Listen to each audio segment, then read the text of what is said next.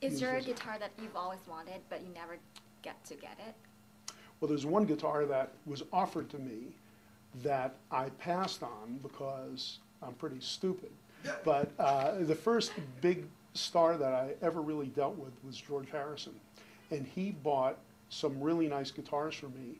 And at the time, he wasn't playing his Gretsch guitars anymore. And he offered me this one Country Gentleman guitar that was a very famous guitar that would be worth millions today. Wow. And because he's the first big star I ever dealt with, I figured nobody believed me that I was really dealing with George Harrison. George Harrison was sitting right next to me, and I was looking at him, and I could hardly believe that it was really him. So I figured it's like telling somebody that I had Napoleon's suit, and I could have had that guitar, and I passed on it, and that's probably the stupidest thing I've ever done.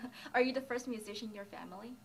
No, actually, my grandfather was a concert violinist, and he also dealt in antique violins. And he's basically doing the same thing that I'm doing now.